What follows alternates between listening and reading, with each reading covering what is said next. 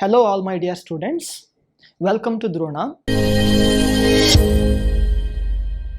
The final question of this exercise is, Subbarao started to work in a company in 1995 with an annual salary of 5,000 rupees and he received an increment of 200 rupees from the next year onwards for each year.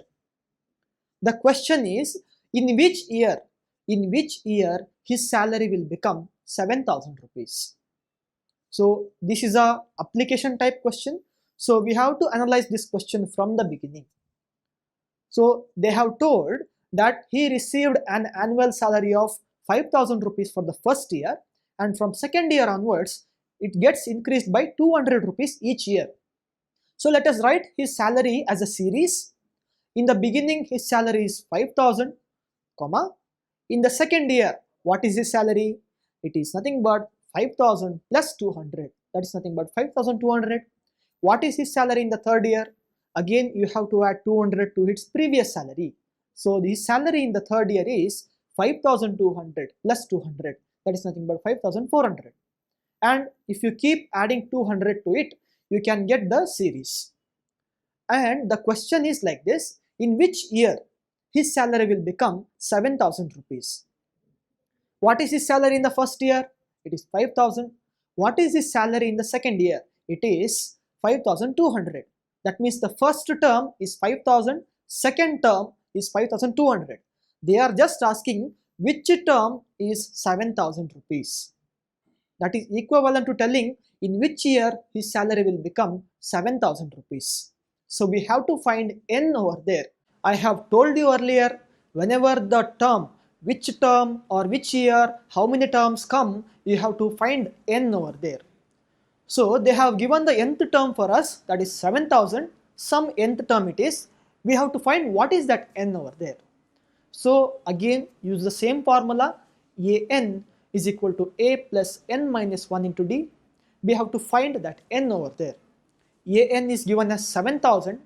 What is a? A is the first term, that is nothing but 5,000. D is the common difference. Common difference is nothing but 200, because 200 is getting added again and again. That's a fixed number. If you want to verify, you can take the difference between successive terms. A2 minus A1. What is A2 minus A1?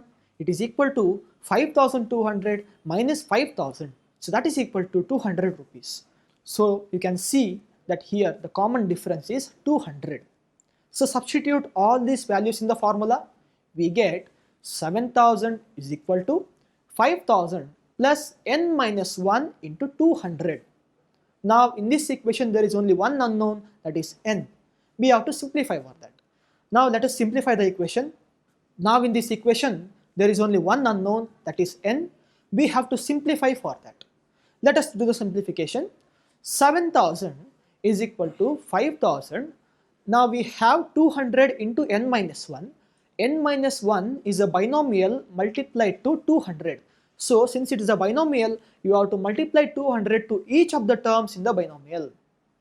So that is a multiplication rule. So we get 200 into n minus 1 as 200 into n minus 200 into 1. So what will the equation become?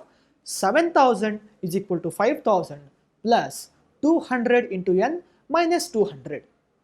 Now our requirement is to find that n over there. So why should we have other terms here? So let us transfer all the other terms to the other side except the term with n. So we get 200n is equal to 7,000, that plus 500 when taken to the other side will become minus 5,000. So let us take all the terms except n to the other side. So the equation will become 200 into n is equal to 7,000. When we take that plus 5,000 to the other side, it will become minus 5,000. And when we take that plus 200 to the other side, so when we take that plus 5,000 to the other side, it will become minus 5,000. And when we take that minus 200 to the other side, it will become plus 200. So our equation simplifies as follows: 200 into n. 7,000 minus 5,000 will give us 2,000. So we have 2,000 plus 200. So once again our equation will become 200 into n is equal to 2000 plus 200. What is 2000 plus 200, students? It is 2200. So finally we have 200 into n is equal to 2200. Now all that left to do is to find the value of n. So with n we have 200 over there, get rid of that 200, transfer it to the other side of the equation. So we can observe that it is 200 into n. Since it is multiplication, as I had told earlier, we have to make it as division when taken to the other side of the equation sign.